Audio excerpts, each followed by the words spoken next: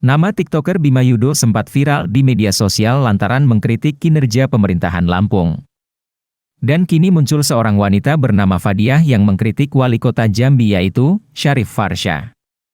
Dikutip dari Instagram unikinfo_id pada Senin, 1 Mei 2023, Fadiah mengatakan karena ulah Syarif Farsha rumah neneknya menjadi rusak.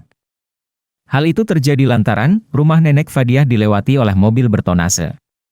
Pasalnya di dekat rumah nenek Fadiah ada sebuah perusahaan Cina. Kenalin aku Fadiah, di sini aku membahas persoalan perusahaan Cina yang merusak rumah nenek di Jambi, ujar Fadiah. Ini Nenek Hafsah, seorang veteran yang terzalimi. Nenek Hafsah ini sudah mempunyai rumah yang berdiri pada tahun 1960, jauh sebelum perusahaan Cina ini ada. Lambat laun berdirilah perusahaan itu. Setelah perusahaan itu ada, lewatlah mobil-mobil bertonase yang melintas di jalan lorong warga, sambungnya. Secara gamblang, Fadiah menyebutkan kebijakan Syarif Farsha tak benar. Inilah wali kota Jambi Bapak Syarif Farsha. Hai Pak, karena kebijakan Bapak rumah nenek saya rusak, tutur Fadiah. Angkutan mobil bertonea sebesar yang melintas di jalan warga. Lihat selama puluhan tahun mobil ini melintas, apa enggak hancur tuh rumah? Lawak kau, tambahnya. Fadiah menjelaskan sedianya mobil bertonase hanya bisa mengangkut beban sebanyak 5 ton. Namun karena keputusan Syarif Farsha, mobil bertonase itu bisa mengangkut beban sebanyak 20 ton. Fadiah menegaskan Syarif Farsha telah melanggar Perda Nomor 4 Tahun 2017 tentang angkutan jalan. Jalan yang dilalui hanya berkapasitas 5 ton, ujar Fadiah.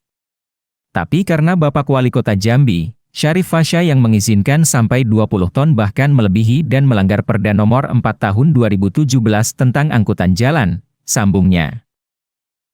Kenalin, aku Fadiah. Di sini aku akan membahas persoalan perusahaan Cina yang merusak rumah nenek di Jambi. Nanti gambarnya aku terain di sini, soalnya ini kebalik.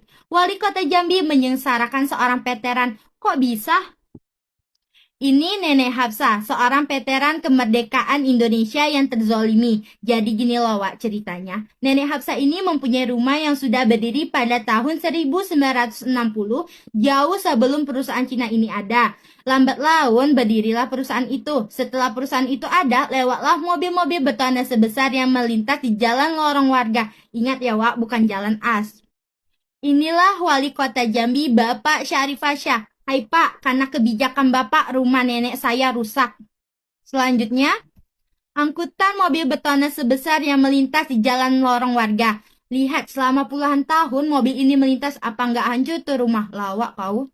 Menurut keterangan Kapolsek dan Kasat Lantas Jambi Timur, jalan yang dilalui hanya berkapasitas 5 ton. Tapi karena Bapak Wali Kota Jambi Syarif Farsha yang mengizinkan sampai 20 ton, bahkan melebihi dan melanggar Perda Nomor 4 Tahun 2017 tentang angkutan jalan. Mereka bekerja sama antara perusahaan Cina dengan Pemda Jambi untuk melanggar perda tersebut. Dengan kerjasama nomor surat 02-PKS-HKU 2019.